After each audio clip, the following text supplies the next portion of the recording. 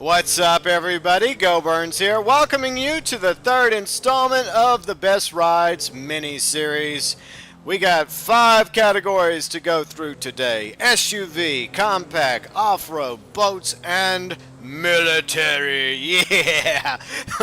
Place your bets on what military is going to be.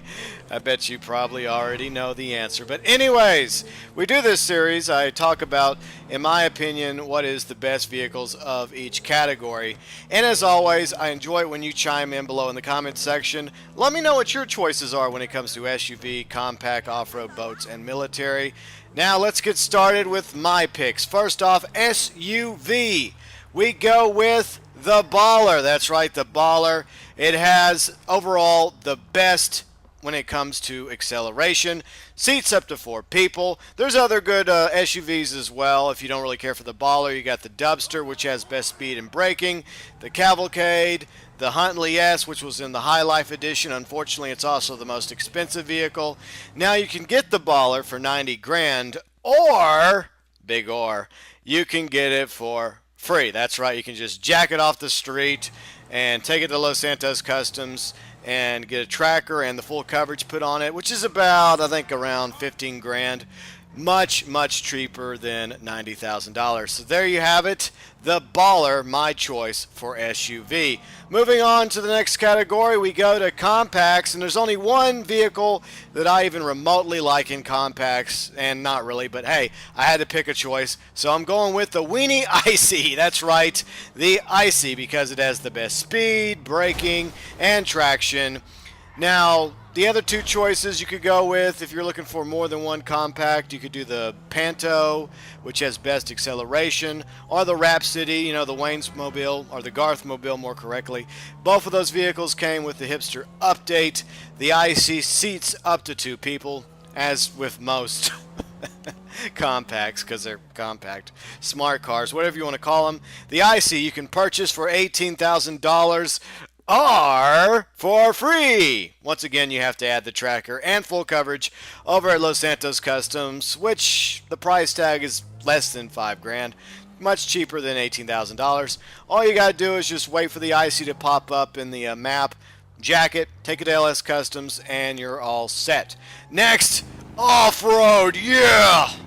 Nice change of pace, going from little compacts to big mean off-roads, and obviously my pick is the monster truck. Hell yeah, boy.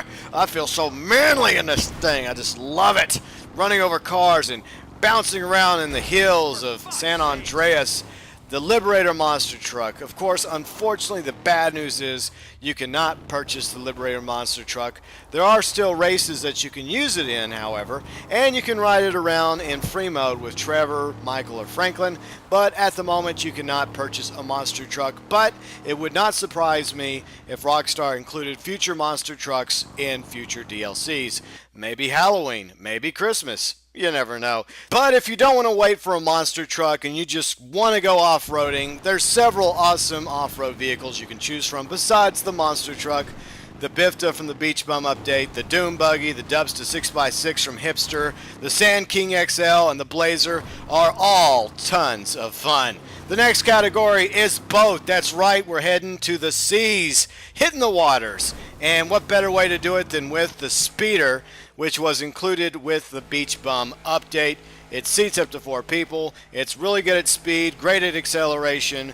But if you want a boat that's really fast and has great acceleration, you can go with the Jetmax. However, the downside about the Jetmax is it only seats up to 2 people. So if you want to take more than 2 for a pleasure cruise, you know, crew of 4, you should go with the Speeder. Unfortunately, there was a time when the Speeder was absolutely free when Beach Bum came out. However, Rockstar raised the price tag from free up to $325,000 over at Dock Tees. Despite its price tag, the Speeder really is a fun boat. Great for hitting the waves or doing water missions with you and 3 of your friends or crewmates. But if you're just looking for a straight up fast boat that's best in speed and acceleration, all by your lonesome or with a friend and crewmate, the Jetmax is the way to go. Both boats are awesome.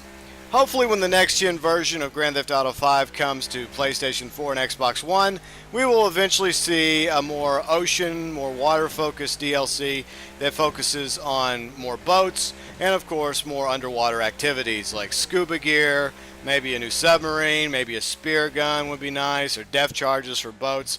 The ability to go do treasure chest raids and, of course, possibly hunt or be hunted by sharks.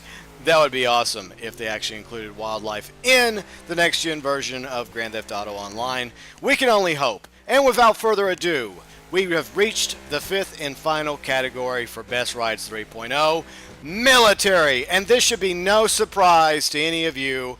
Rhino Tank is my choice. I don't think I'm going to get anyone disagreeing with me on this one. Maybe with the SUV, maybe with compact off-road or boats, but I think Tank is the best of the best in military. It's the only military vehicle worth a damn. The Crusader is a piece of crap. This thing sucks. The Crusader is uncustomizable, it's overpriced, and of course you cannot park it in your garage. That's right, it's a Pegasus vehicle. If you're looking for a Jeep style ride, I would highly recommend the Canis Mesa Merryweather.